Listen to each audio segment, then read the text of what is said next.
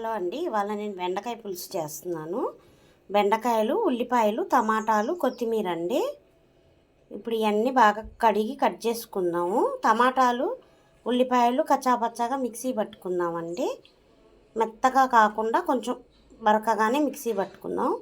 కావాలంటే కోసుకొనైనా వేసుకోవచ్చు బారుగా. నేను కొంచెం గ్రేవీ ఉంటుంది కదా, అందుకని మిక్సీ పడతాను.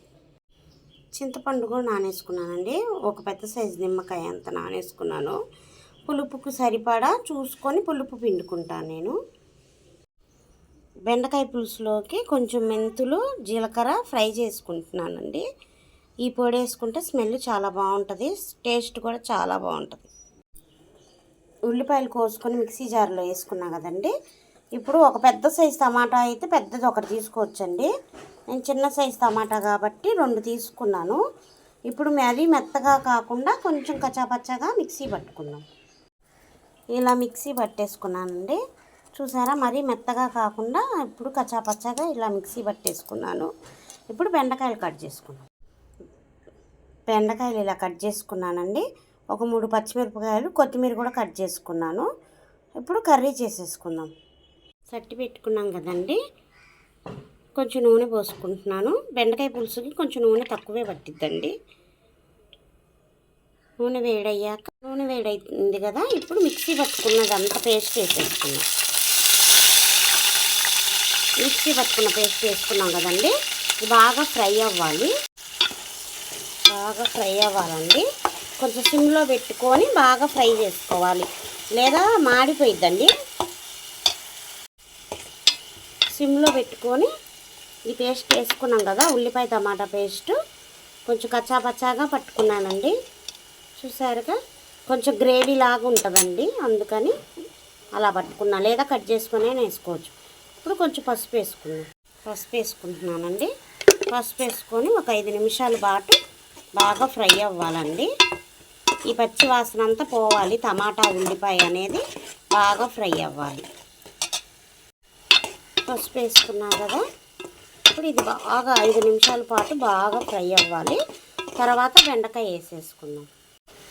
కొంచెం కరివేపాకు కూడా వేసుకున్నానండి, మంచి స్మెల్ వస్తుంది కరివేపాకు వేసుకుంటే.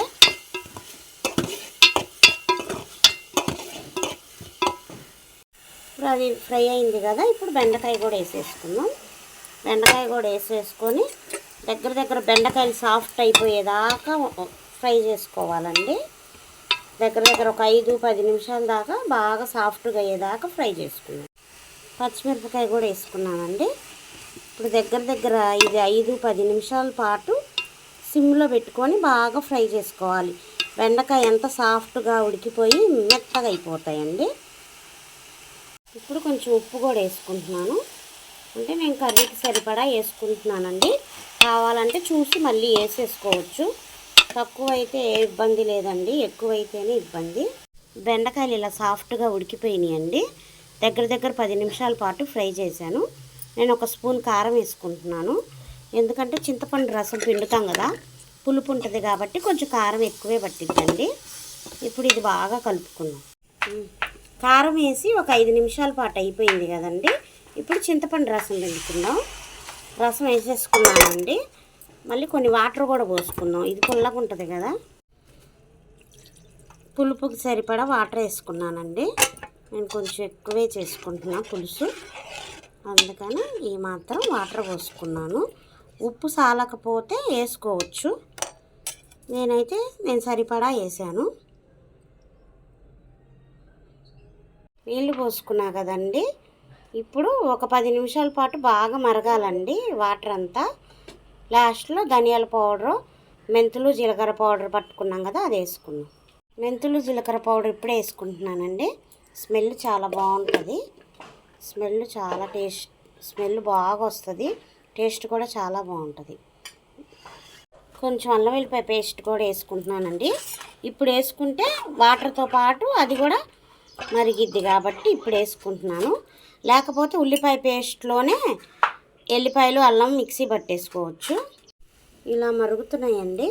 బాగా దగ్గర 5-10 నిమిషాల దాకా ఇలా మసాలా పెట్టుకోవాలి, చిక్కబడేదాకా. గ్రేవీ అంతా చిక్కగా వస్తుందండి. ఇప్పుడు కొంచెం వాటర్గా ఉన్నాయి కదా, చిక్కబడేదాకా ఇలా మరగబెట్టుకోవాలి. ఇలా మరుగుతుంది కదండి. ఇప్పుడు ధనియాల పిండి, లవంగా చెక్క పిండి వేసుకుంటున్నాను. కొత్తిమీర కూడా వేసుకోవాలండి. చిక్కబడిందండి, బాగా దగ్గరకు వచ్చేసింది. ఇప్పుడు కొత్తిమీర కూడా వేసుకుందాం. కొత్తిమీర కూడా వేసుకుంటున్నానండి. కొంచెం కొత్తిమీర కూడా వేసుకున్నాను. ఇంకా అదంతా వేసాం కదా, ఇంకొక 5 నిమిషాల పాటు మరిగితే చిక్కబడిద్దండి. ఇంకా అప్పుడు చాలా బాగుంటుంది.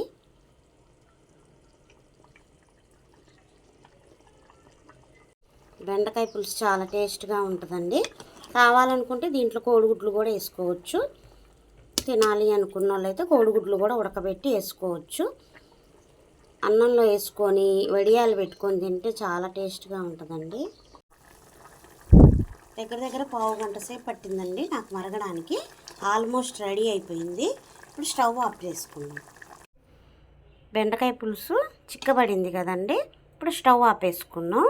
చూసారా ఎంత చిక్కదనంగా ఉందో. ఉల్లిపాయలు టమాటా మిక్సీ పట్టి వేసుకున్నా కాబట్టి ఆ మాత్రం చిక్కదనం వచ్చిందండి. అందుకని ఇప్పుడు స్టవ్ ఆపేసుకుందాం. మూత పెట్టేసుకొని ఒక 5 నిమిషాల పాటు వదిలేద్దాం. నాకు దగ్గర ఒక పావు గంట సేపు పట్టిందండి. చింతపండు వాటర్ పోసుకుని మరగడానికి. ఆల్మోస్ట్ దగ్గరకు వచ్చేసింది కదా. ఇప్పుడు స్టవ్ ఆపేసేసుకున్నాం. బెండకాయ పులుసు రెడీ అయిపోయిందండి. మెంతులు, జీలకర్ర స్మెల్ అయితే చాలా టేస్ట్గా వస్తుందండి.